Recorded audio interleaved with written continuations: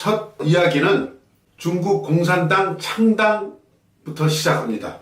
중국 공산당 창당은 중국 공산당 역사에서는 중공 제1차 전국 대표 대회라고 부릅니다. 그게 시간이 1921년 7월 상하이의 프랑스 조계 내의 방문여고 교정 안에 건물 안에서 진행됐습니다. 참석자로는 우리가 잘 아는 마오쩌둥이 그 당시에 28살이었습니다. 후난성 대표로 참석했고 총 참석자가 13명이었습니다. 그러니까 지금 공산당의 위세나 이런 것과 비교하면 굉장히 초라할 정도의 작은 규모였죠. 그 중에 한 명이 호남성 대표로 참석한 마오쩌둥, 또 하나는 회의 도중에 국민당 밀정들이 이렇게 움직이는 동향을 파악한 거죠. 그래서 뭔가 이제 불안감으로 오해한 걸 수도 있지만 이 사람들이 급하게 회의 장소를 상하이와 항저우의 중간쯤 되는 지점입니다. 그러니까 상하이에서 항저우 쪽으로 자싱이라는 도시가 있어요. 그 자싱으로 급히 장소를 변경해가지고 거기서 자싱의 남호라고 난후 호수가 있습니다. 그 호수에 배를 띄우고 선상에서 회의를 계속합니다. 그리고 마오쩌둥이 그 당시에 나이가 28살이면은 딱 참석자들의 평균 나이 정도 됩니다. 대부분 다 젊은 축에 속했죠. 마오쩌둥과 같이 호남성 대표로 참석한 허수헝이라는 사람이 최고 고령자였습니다. 45세. 마오쩌둥이 28살인데 또 딱 그 나이만큼 세월이 지난 다음에 중화인민공화국이 출범하는 거죠. 그리고 마오쩌둥이 중화인민공화국 초대 주석으로 취임을 합니다. 천안문 광장에서 중화인민공화국은 출범한다 하고 이제 선언을 하죠. 그렇게 초라하게 출발했던 중국 공산당이 28년 만에 그 객관적으로 상대가 안 될 정도로 차이가 컸던 국민당 군대와 싸워가지고 장제스를 타이완이라는 그 섬으로 몰아내고 중국 대륙의 정권을 장악한 거죠. 그 회의에 참석했던 13명 중에서 그중 4명은 국민당에 체포돼서 처형당합니다. 그리고 생을 마칠 때까지 당원으로 남아있던 사람은 마오쩌둥하고 구베이성 대표로 참석했던 동비우 딱 2사람입니다. 그리고 그 13명 중 4명은 국민당에 체포되어 처형되고 또 7명은 스스로 탈당했거나 당에서 출당을 당합니다. 그렇게 초라했던 그 당시 중국 공산당의 조직 규모 이런 거하고 비교를 해볼 때 2019년 말 중국 공산당 당원 수는 9천만 명이 넘습니다. 1921년 창당대회 할 때는 중국 공산당 당원 수가 한 50여 명이었다는 거죠. 그 정도로 초라한 규모로 시작했었다는 거 우리가 한번 되새겨볼 만하고 좀 흥미있는 부분이겠습니다. 또 하나 우리가 눈여겨봐야 될 것은 중국 공산당 창당 과정에서 소련 공산당의 지원이 관건적인 작용을 했다는 점입니다. 그러니까 1921년 7월에 중국 공산당 창당대회를 했지 않습니까? 그런데 1917년 볼셰비키 혁명 성공하고 소련이 3년 후에 1920년에 극동 시베리아에 코민테른 극동 서기처를 설치합니다.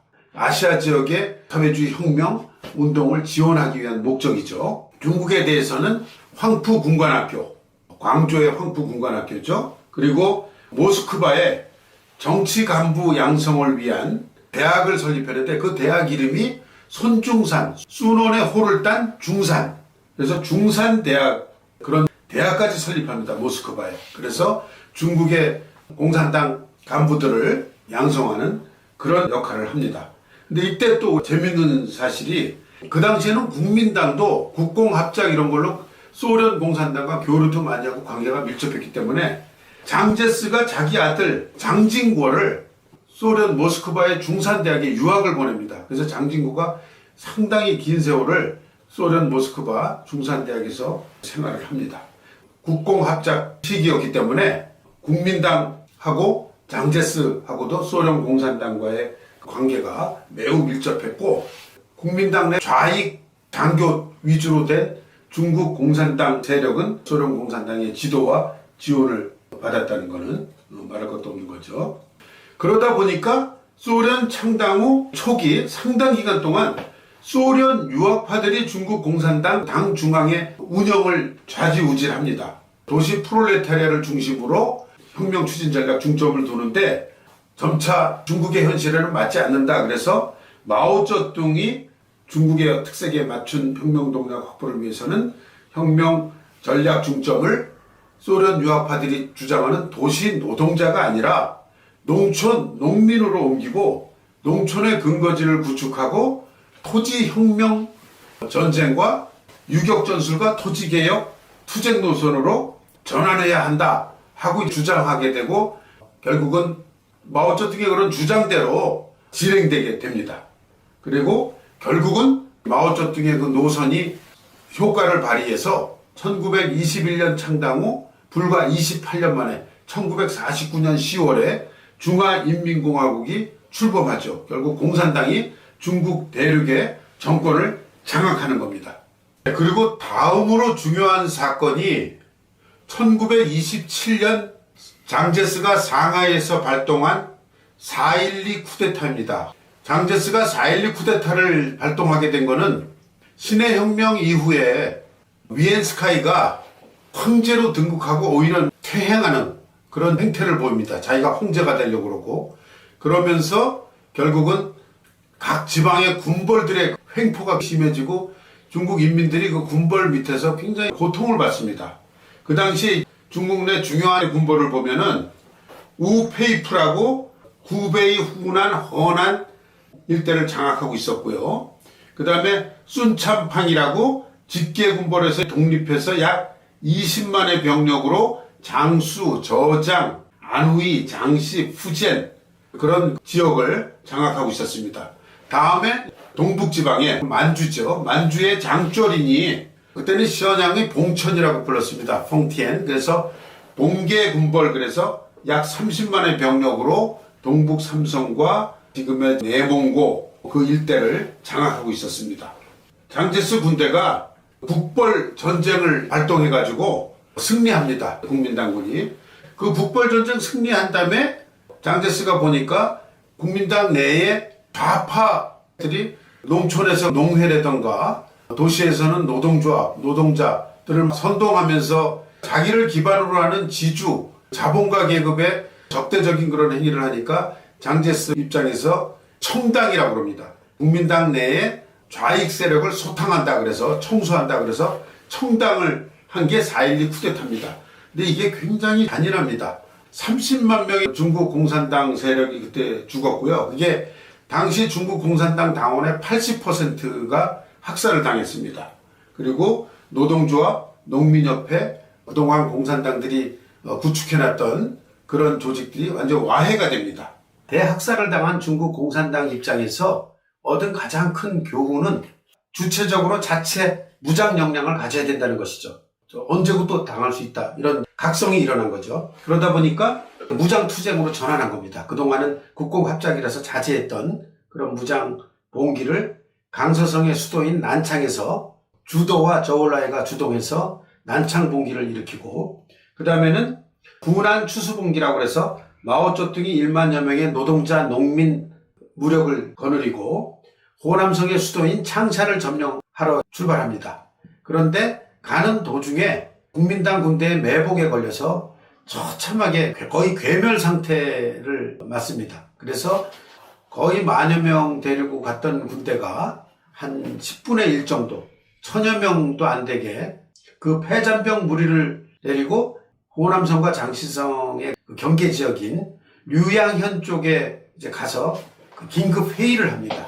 그러면서 마오쩌둥이 이야기하기를 이런 식으로 객관적으로 우세한 적에게 정면으로 전쟁하는 소련 유학파들이 주도하는 당 중앙의 저런 전략으로 계속하다가는 우리는 그나마 유지하고 있는 전투력마저 모조리 잃고 말 것이다. 군사적 모험주의고 계란으로 바위치자는 얘기 같은 거다. 저렇게 해서는 안 되고 일단은 산간오지로 가서 전투력을 보존하면서 거기다가 혁명 근거지를 구축하고 지주와 군농을 상대로 토지 혁명 투쟁을 하면서 우리의 보급 문제도 해결하고 농민의 대다수를 차지하는 빈농과 고농의 농민 군중을 동원해서 이것을 혁명의 기본 동력으로 삼아야 한다. 그런 구상을 이야기합니다. 그러면 이제 어디로 갈 거냐? 마오쩌둥이 지도를 펴놓고 장시성과 후난성의 경계 지역에 있는 러샤오 산맥이 있습니다. 산맥의 그 중간쯤에 진강산 쪽을 가리키면서 이쪽으로 가면 되겠다.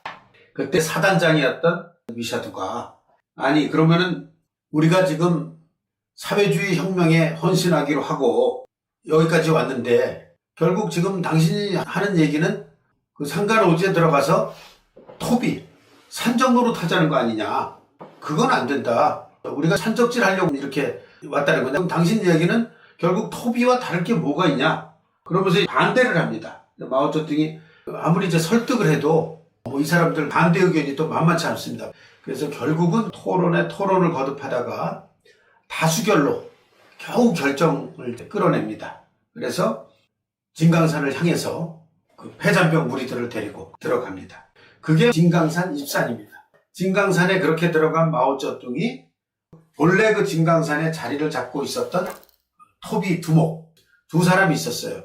위엔원차이 그리고 왕좌라는 두 사람의 말하자면 산적 두목입니다. 농림당 패거리 두목인데 그 두 사람을 설복해가지고 자기 부하로 만들고 그리고 진강산에 혁명 근거지를 구축하는 그런 활동을 시작합니다.